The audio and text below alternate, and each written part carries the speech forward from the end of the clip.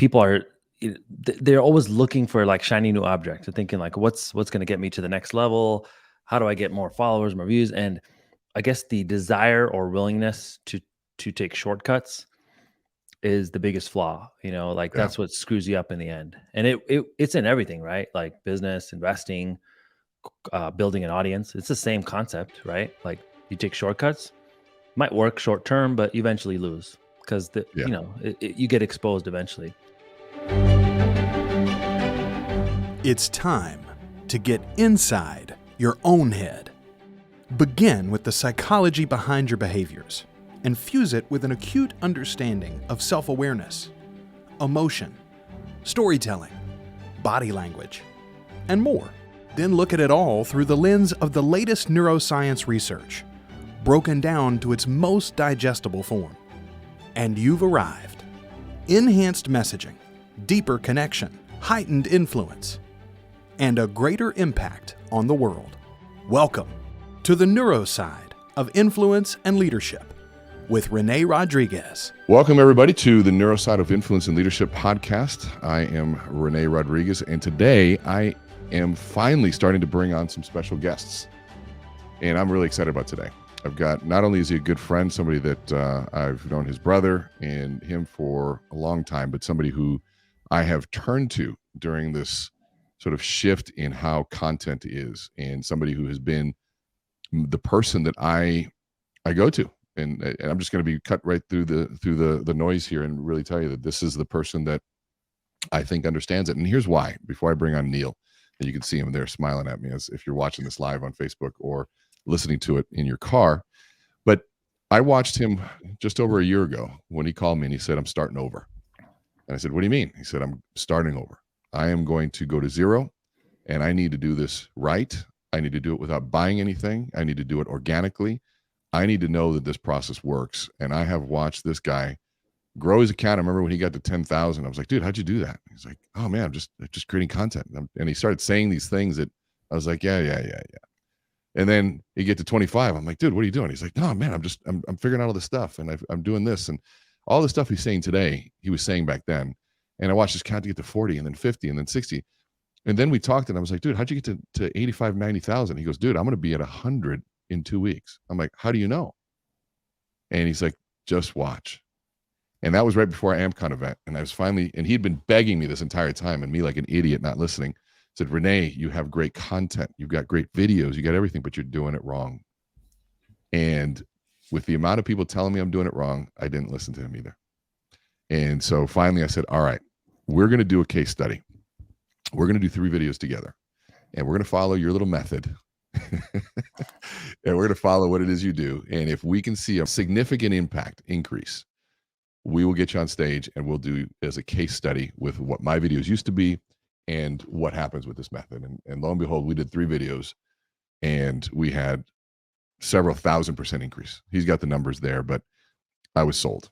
I was sold on him before, but it's, to me, results are everything, especially in this world. If we're going to be doing something, we have to get results. And we're in a world right now that there's a lot of noise.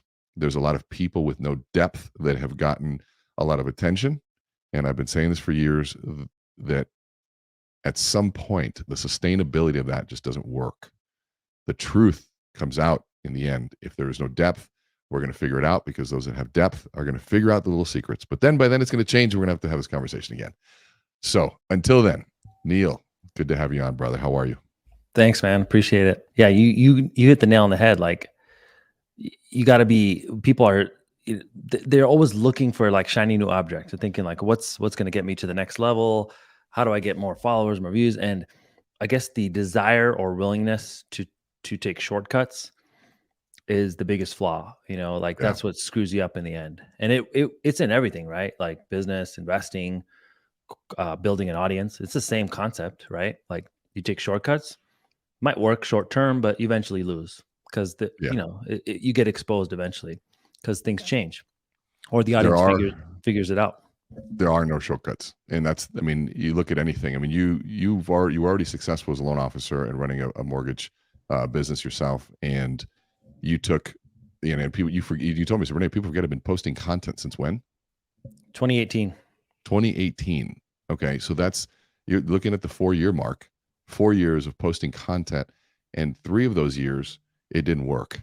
3 of those Right. years you were trying to figure out how it's going to happen, and now people are like, "Wow, it's overnight." There's Yeah. no overnight anything going on. There's definitely no overnight happening. But yeah, so talk to me. Why did you decide? I don't want to go too much on this because I mean I think people want to know, and I want to Yeah. get into the how. But why did you decide to take this route?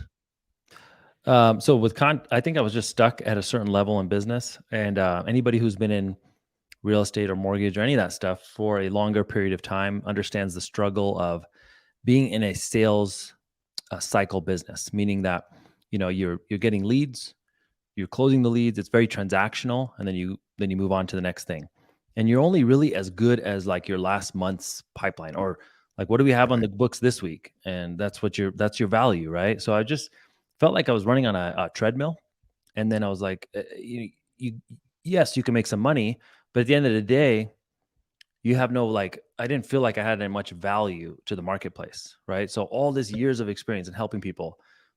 I mean, we all try and stay in contact with our clients, and we do the database marketing and all that stuff, but the truth is the people only need us once every so often. And it was more when there was refinances going on, but now that we're in a purchase only market, they only need you once every 5 to 7 years. So in that case, how are you going to stay relevant, with these people? And so I found out the best way I could stay relevant. My first idea was just create content and send it to my existing clients, my database, just to Mm, keep them engaged and keep myself top of mind with them. So that was the first thing I was doing, and that was why I wanted to do it. Get my name out there and put out content just to my database. And then I started to see them sharing it, and I was like, oh, this is a cool way to reach new people and stay relevant in between those periods when people need us. So I right. was really just trying to figure out a way to be more valuable to the marketplace. And I think that's the way it should start for people. Because here's the thing, like, how everyone's going into something with the outcome in mind. Like, they want more money, they want more followers, they want more influence, maybe more clout, whatever it is that you're looking Right. for. That's usually why it fails. Like, so if you were looking to serve first, it seems to do better that way. So I think I was just trying to figure out a way to provide value to the clients. And the way I found out about all this stuff was by seeing other people do it on social media in other industries. So I was like, hey, if they can do it in that industry, why can't we do it in this industry?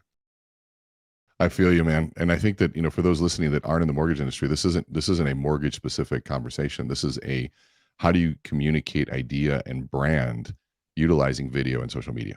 And so you're I think why you're such a good case study is that the reality of the mortgage industry being so commoditized, and how do you stand out there, and so many people trying to do that, it's very hard. And so as you're listening to this, what I'm interested in, and this is the conversation Neil and I are always having, because I teach people how to capture attention in a captive audience. You're speaking, you're running a meeting. That's a very different distinction that I've been learning and thinking about, saying, okay, if I've been hired to speak, or I've been asked to run a meeting, or I'm a leader, so I already have a captive audience, there's a way to capture that attention for half an hour, 45 minutes, 2, 3 hours. Some of my events are 3 days. And, my 4 hour events, people say went by in 30 minutes. And so there's ways to do that, which is a very different methodology than what it takes to capture on social media, which is where, gosh, we were helping people create these amazing stories, their origin stories, and capturing all these things. Then all of a sudden they try to take that same approach to social media, and they'd get scrolled in their first 3 seconds. Yep. And that part, I spent years being frustrated by that, because, why can't they, pay more attention? And you kept saying, he says, Renee, you're creating the content for the wrong audience. I have to answer a few questions before I decide what content and how I'm going to deliver it. Yep. One that you taught me, which I thought was great. Am I known or not known? Right. Let's just answer that question. Yep. And as much of a following as you have now, and as long as I've been doing this, we are still relatively unknown. And so most of us listening to this are not known. And so any known strategy doesn't work for us. And that is what my mistake was. I was watching the Gary V's and the Tony Robbins and all the people that were very known, millions and millions and millions of fans. And I was saying, well, if I copy them, then I'll get the same results, which is what we were always taught. And that could not be more wrong. And Yep. you are the first person to say that. And I thought that was awesome because all these other bigger names are saying, just do what I do. Bullshit. It doesn't work. It doesn't work. And talk to me about that concept of, let's just stay with known or not known, and creating, and you always say this, you always say, create a video for people that don't know you. Yes. So the first thing is like, I think we're beyond this part, but it was like, hey, why should you be doing content? Why should you be creating content? So the first thing I noticed was there were people doing better in business than me, even though I felt I had more knowledge to share and better service. And I was like, I'm looking at a guy who's doing double the business than me, and I'm saying, well, I'm better than that guy. And what I found first of all was it's not the ability that matters, it's the awareness. It's the like who's more known in the marketplace. So this is the number one way to become more known and build that sphere of influence really big, is to put out content. So that's the first step, is like, okay, here's why I should be doing this. And that's going to kind of get you through the peaks and valleys. But then the next step is like, okay, now we're creating content. I was creating content for the 3 years that it didn't really work. It was working. I was still getting more business and I saw my business growing, but it was working only for the people that know me. Right. And they would share it with their friends and family. So at a small level, I was seeing results even with that type of content. So when people say, hey, you can still make content for your followers and still do well, that's true. You can make content directly for the people that already know you, and they're going to get to know you better. You're going to stay top of mind, and there's going to be a benefit there. But I started to find that wasn't enough for me anymore. So you have your sphere of people who can know, like, and trust you and refer you business. I think we're shifting now into a market where that sphere needs to be massive. So you need massive top of the funnel awareness. And so how do you reach brand new people, strangers? So I said, okay, shit, I need to start creating content for someone that's seeing me for the very first time. And what really sparked this was some of the platforms changed. TikTok, Instagram Reels, even YouTube to some extent. When you post a video, they show it to a segment of the people who follow you. And they also started showing it to a portion of people who don't even know you. They're just testing you out. You're getting a trial with strangers. So what are It's you almost going to like do a with that? tryout. It's almost like a Audition, you're we getting should an say. audition. Yeah. Yeah. That's fascinating. I didn't think about it that way. You're Yeah. doing an audition. So I have an audition with, they're just going to show it to a random sample of people on the internet. And if they watch it, you move on. So you think about this as a level 1, level 2, level 3, and then this levels go all the way into virality. So when someone watches the video, they engage with it, they watch a certain portion of it, maybe they finish the whole thing, maybe they heart it up, they leave a comment. Now the algorithm is like, okay, this is a good video. I'm going to show it to more people, and then you can reach, more strangers. But each time you post a video, you start over with this whole audition process. Even with Yeah. today, with 100,000 followers, it shows it to probably 10% of the followers, and then it shows it to way more strangers. So when I saw that, I was like, shit, I'm doing this whole thing wrong. And that's why I'm not reaching new people, is because my content assumes that you think of me as the authority on the topic I'm talking about. But strangers don't know that. So So if you go that look actually at that answers your question. audition, That answers a really good question. I love the audition piece. I had to write that down because I think that changes the mindset and how you go into create it.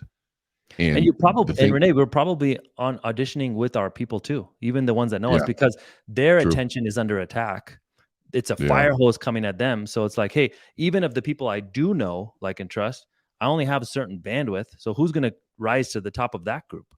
So Yeah. you think about audition, it helps in all parts of the audience. Yeah. And to me, it also explains why I didn't have a big following, but yet I could post something and we'd get a lot of purchases, even big purchases. Yeah, And where people are like, well, you didn't have a big following. I'm like, yeah, but I can post something and make 40 grand and exactly. 30 grand. And it's like, oh, that's a different thing. So I think if I'm listening to this, and this is what helps me too, is you may not have the goal of growing a big followership. You may have the goal of just speaking to your audience, which I think is great. I think that's phenomenal. And I think that needs to happen too. For me, what it helped me understand, and it's instilled and here's the thing. I'll be the first to tell people that, you can learn all this stuff, but if you don't do the consistency part of it, it's like working out and eating. It doesn't really matter. And so there's a consistency component, which we'll table just for a minute.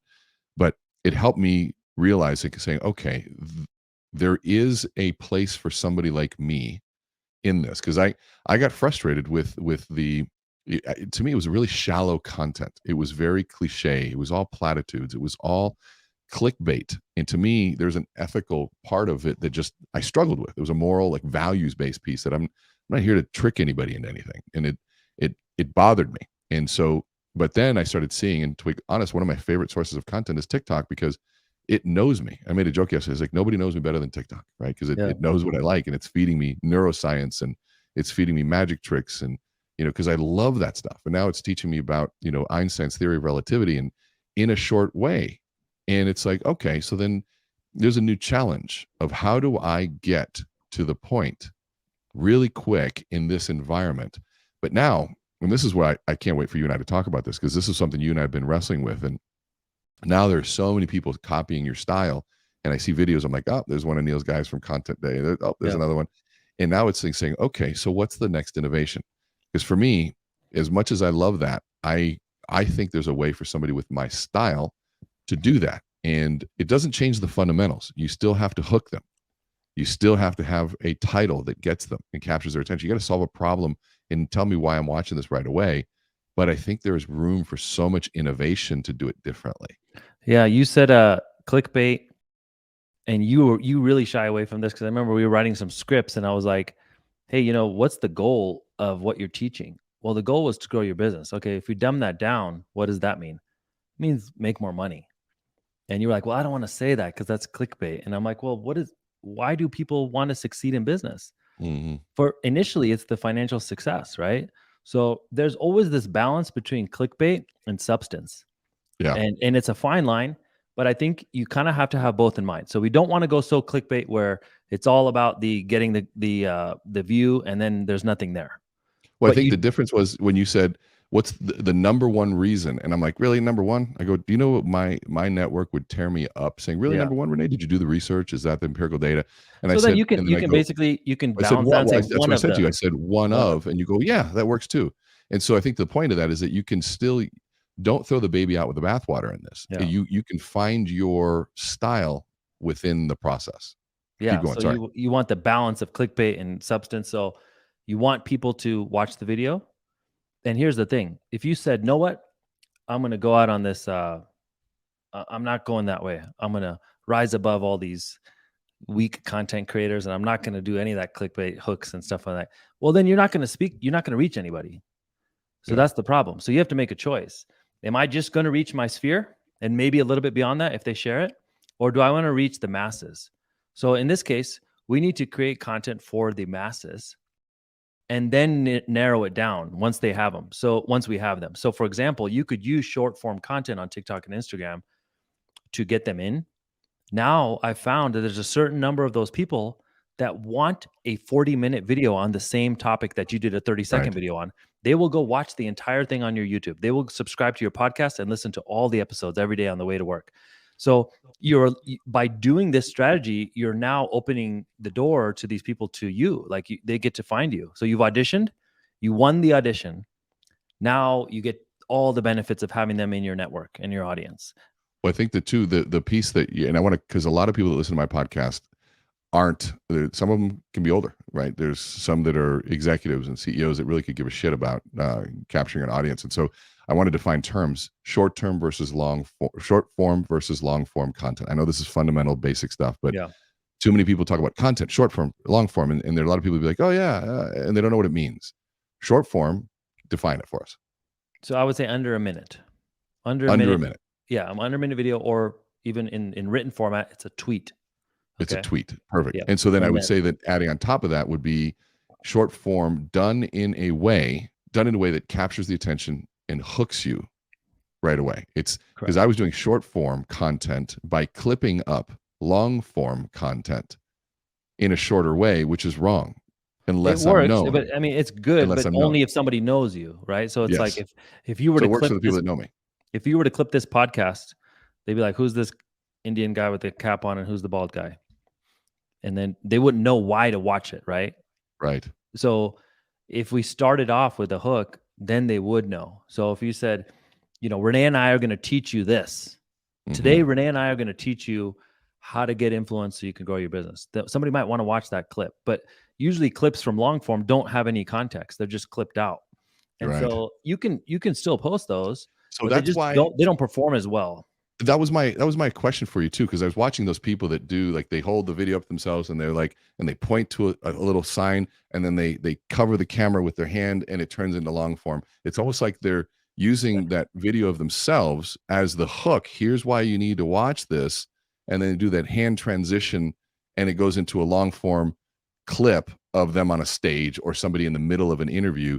That's why that's been clicking for me. It's like, okay, you can still do it, but you still can't ignore the reason why I'm watching this is, and you got to be able to answer that right away. And what's Yeah. interesting for those that listen to this, to the Amplify podcast or the neuro, you go to Amplify, or read the book. We talk about tie downs, and the Amplify formula is frame, message, tie down. And now we're saying it's for social media, it's hook, frame, message, tie down, but really it's tie down, frame, message, tie down, because a hook is a tie down. Instead of at the end, here's what this means to you, is answering that question at the end. You got to answer it at the beginning Yeah. and then deliver it at the end as well. And so that's Well, you're putting sort of the the aha that I've been benefit having. or the solution up front. So we talk about the process many times in this Yeah. industry. You want to put the benefit of that process first and then get into it. So you might say, if you're struggling to grow your business, watch this clip. If you want to know Yes. the secret to gaining influence, watch this clip from my last keynote. And then it would cut to the keynote, I and you love could that. that would be a cool way to set it up and use those clips. The problem is that model is set up for like volume. And you see this with big creators like with Gary Vee, and even with our friend Brad. Like, he just cuts up the clips and they're up every day, 3, 4, Yeah. 5 a day.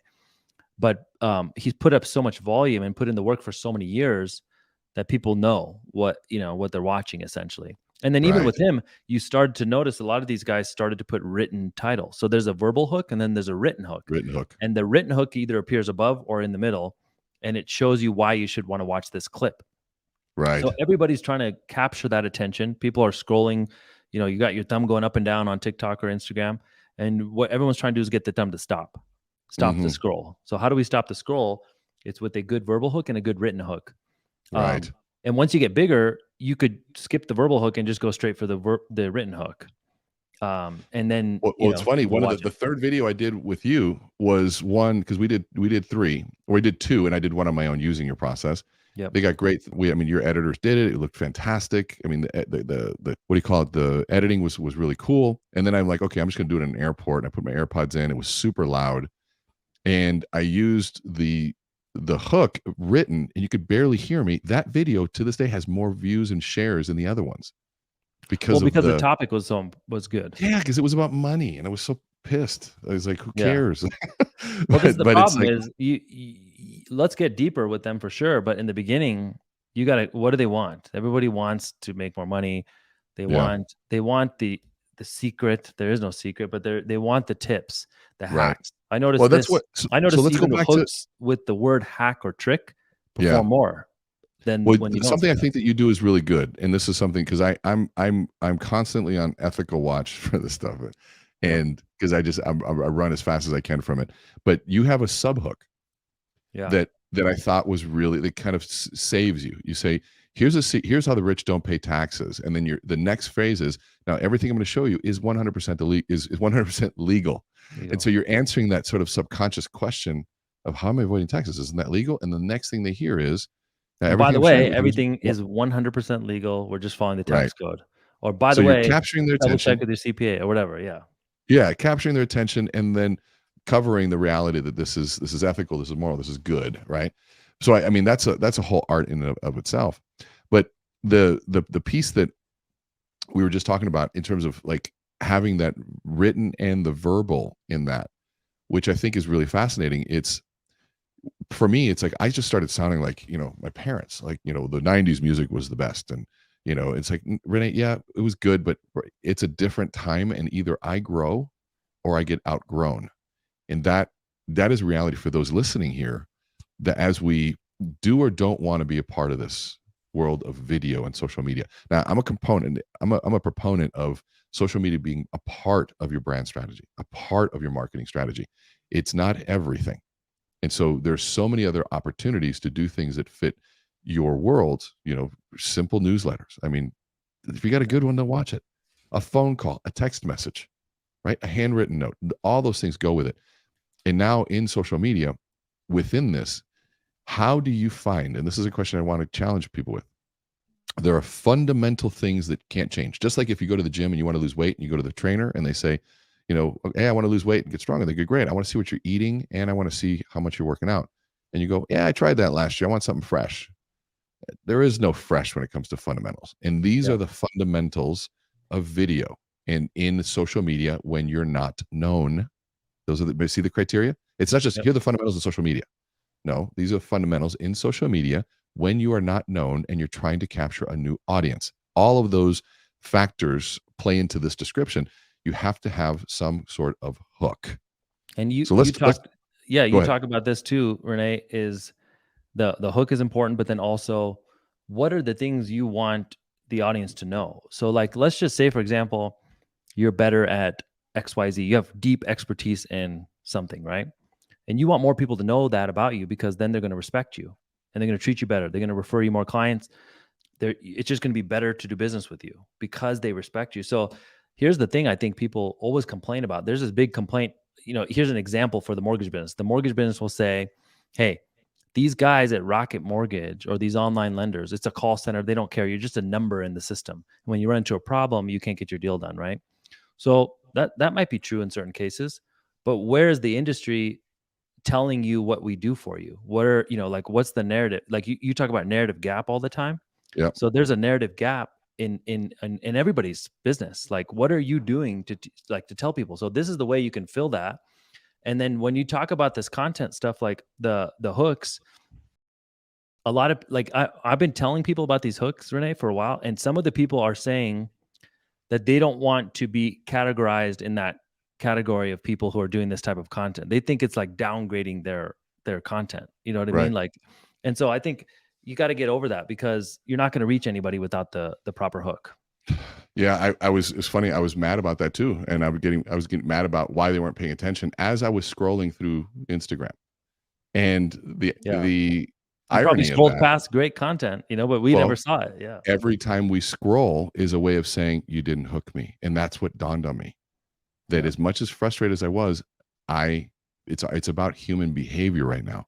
And we have to start adapting that. And so what I want to do, I want to talk a little bit about what the event you got coming up because I'm excited about it. You and you came on AmpCon. People loved what you did. Now you stepped up and dude, you're doing an epic event. You've got Gary V. You've got Ed Milet. You've got Bradley. You've got some huge names letting me speak there. Huge people that are coming to this event. And Yeah. tell me about the event, the date, because if you're listening to this, this is one where Neel has truly pulled together the best in this field on how to survive and thrive and some of the new things that are happening, especially in today's changing market, all in a room for a day and for the VIPs a second day, which I'll be a part of as well. Talk to me about the event. So I think first things first, before I tell you all the specifics of the event, I want to tell everybody like in 2019 or 2018, one of the catalysts for me wanting to change the way I was doing business was going to one of these events.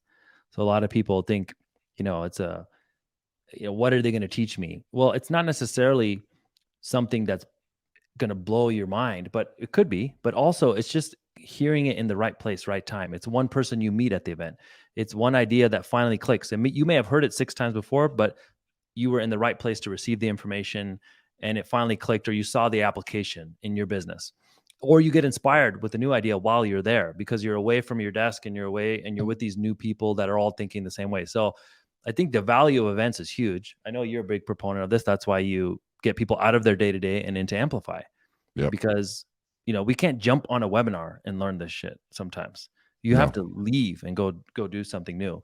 So what I wanted to do for the event was I've been to all the events and I'm like, okay, I like that part about this event. I didn't like that part about the event. So I wanted to put together the best speakers, the best information, and then also attract the best people to come to the event. So that way the networking would be at a certain level. So we've been we just now started running ads just to fill the last group of seats.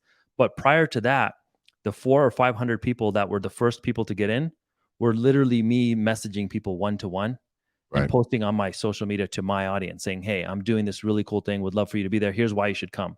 And the right people are coming to this event now because of that. So that makes it, the best for networking and masterminding and all that stuff. So we're doing it in Vegas, July 22nd. It's a 1-day format for everybody.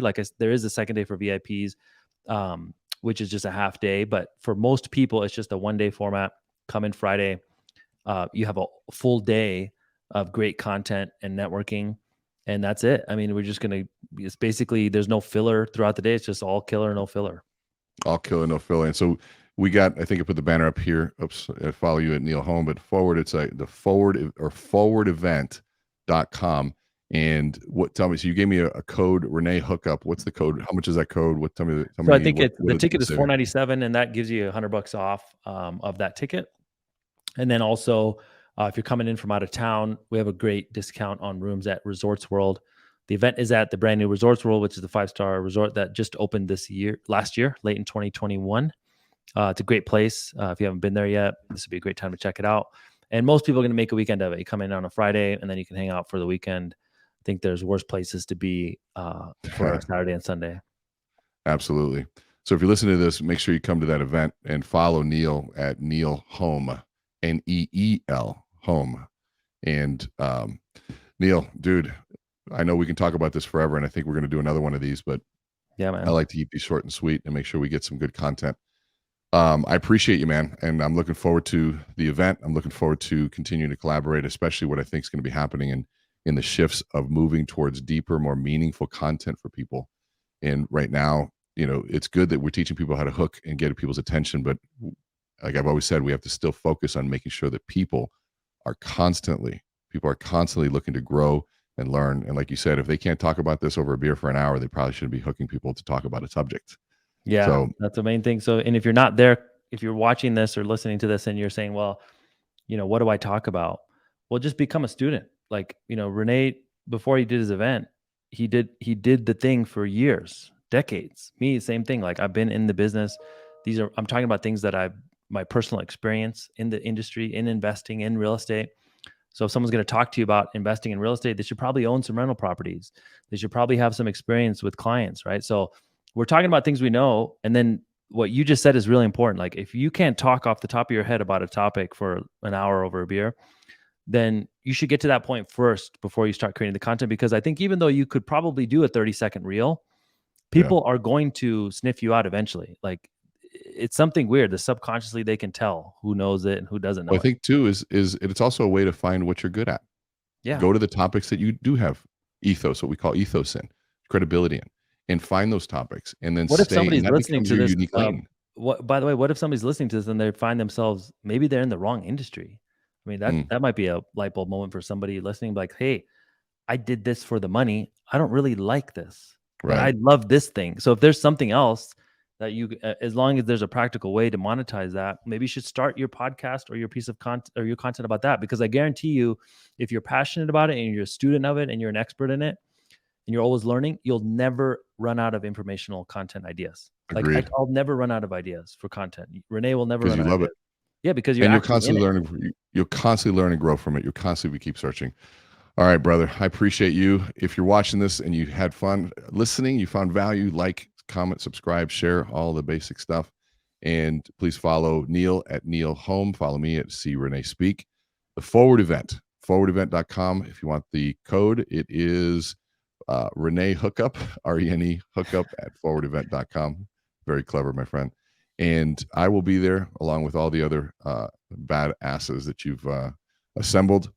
And again, thank you for being here. Thanks for commenting. And thanks for all of it. So we will see you next time.